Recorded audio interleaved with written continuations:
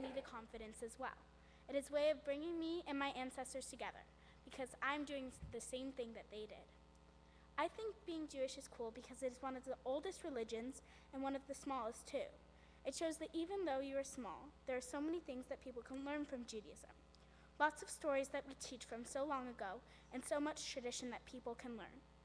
You can learn a lot from our ancestors about what has been taught from generation to generation, like the kind of lessons and stories that parents passed on to kids in each generation, like praying and being faithful to God.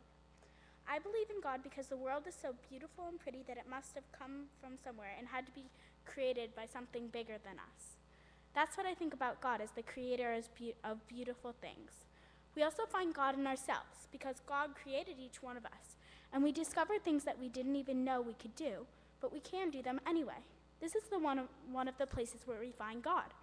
We find God in accomplishing goals where we never even knew we could accomplish, as it is as if God has put that ability in us. In my life, there are lots of prayers of thanks because I always want to be grateful for all that I have in life. I'm grateful for food, shelter, clothing, for having good parents that take care of me, water to drink, having generations of family to tell me stories, and things I never knew from a long time ago. My Torah portion is about the last words that Moses says to the Israelites before he dies. He's giving respect to God and telling the Israelites that if they don't respect God and believe in God, there are bad things going to happen to the Israelites. If they believe in God, good things will come their way, like what happened when God parted the Red Sea and helped the Israelites escape the Egyptians. We should still read this portion today because it is still true. After all these centuries, that if we respect God and follow God's ways, good things will come our way as well, kind of like karma. Personally, I think God is in control of karma, so if you do something bad, it never leaves your mind. Also, we should still read the Torah today because it is a part of life and a part of our tradition, that when anyone dies, you always want to keep in mind what their last words were. Since Moses' last words were advice to the people, everyone should keep that advice in mind. My mitzvah project was to have a garage sale. I put out an ad in the Palisadian Post and emailed all of my friends and family asking if they had any objects or clothing to donate to me to sell at the garage sale. I had a garage sale with my grandma a month earlier, and a lady asked me if we were having the sale the next day as well. She said she needed a place for all of her things that she wasn't taking with her to Carmel. We told her I was planning to have a garage sale of my own in a month, so we took all of her things and put them into a huge garage sale. I got many donations and priced everything one by one. We had the garage sale on August 9th, and it was a huge success. We raised $500, and we gave all of the money, except for the cut that the lady wanted for her things, to the Westwood Transitional Village Bessie Ferguson Child Care Center. And all the things we didn't sell to the went to the transitional village next door. I felt like I've made so many people happy. I felt like the most amazing thing in the world. I'd like to thank Shira Fox for teaching me all the prayers I know today, and my parents for giving me the opportunity to have a bat mitzvah for all their love and care. Thanks to my brother for helping me learn my Torah portion, since he had the same one. I'm following in his footsteps. My uncle had the same portion as well. I'd also like to thank Cantor Chaim and Rabbi Reuben for helping me put this day together and write this speech. And thank you for everybody for coming to this service and sharing my special day with me and my family. Shabbat Shalom. Shabbat Shalom. Beautiful. Stay here. Come on here. Stick around.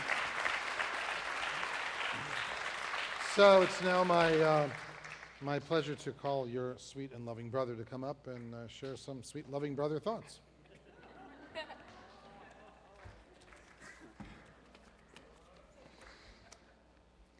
To get a sense of what an amazing person Tracy is, you need only look around. Each of you, loving family, loyal friends, stand as a testament to the strength of her character. A character that, regretfully, it has taken me 13 years to come to fully appreciate. My sister is far and away the most devoted person I know. When she decides what she's going to do each day, she does it, with incredible drive and unflappable flair.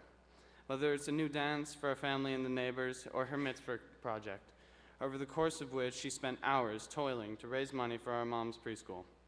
Big or small, Tracy tackles every challenge in her own singular way, which leads me to the second most admirable point in my sister's personality: her incredible individualism. She lives among what she affectionately refers to as crazy people.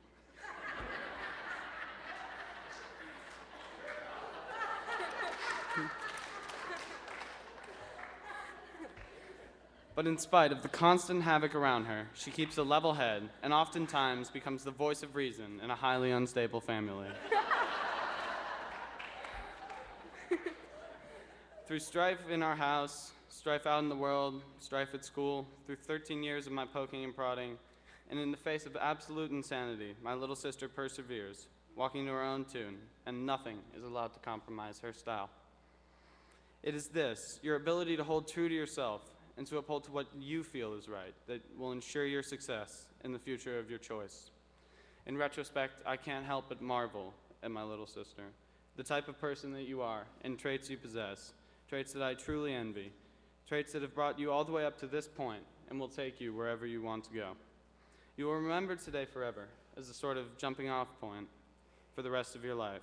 I know you've worked so hard in every second of your practice and of your devotion and shows, and you have done so incredibly well. All that is left is to tell you that I love you, and I'm more proud of you than you will ever know. Congratulations.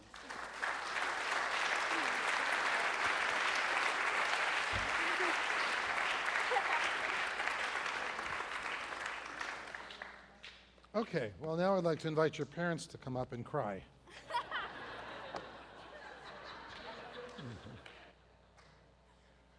Okay, wow, we already did that. Welcome, everybody, welcome.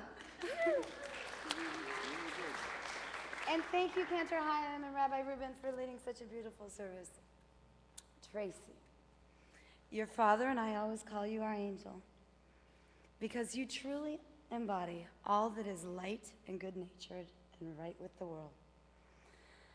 But I'm not going to tell you about that because everyone here already knows about that. What I am going to talk about is another side of you that people might not know. The Reconstructionist Jews believe that God's work is seen through the work of each of us, that holiness is inside of us. I was able to spend a lot of time with Tracy in the last 6 months, especially over the summer, as she prepared for her bat mitzvah. Tracy may even say we spent a little too much time together. It was a miracle watching the true poise in which Tracy studied the Torah, planned her party, and worked on her mitzvah project. While helping her grandmother move across the country to Vermont, she was approached by an elderly disabled woman who needed help selling her things so she could relocate. Tracy immediately stepped up to the plate, and the idea for her mitzvah project was born. She placed ads, solicited goods, made signs, gathered friends, and had a garage sale at our house, giving the profits and leftover goods to charity. It was a triple mitzvah, because not only did she help an elderly lady, a school of underprivileged kids, but she was able to recycle used things in order to do so. When Tracy delivered the proceeds and unsold items from the sale to the school at the transitional center, they were overwhelmed and showered her with love, affection, and thank yous.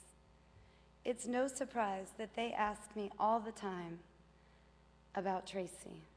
She has the gift of compassion and patience in dealing with the little people. It was amazing to me to see Tracy at 13 years pull this all together with so much grace and out of the goodness of her gymongous heart. Last week on Rosh Hashanah, Rabbi Hanish talked about being someone's magid, or spiritual guide. Tracy, you are one of my magid. Your good nature and giving heart has pushed me to be the best person that I can be.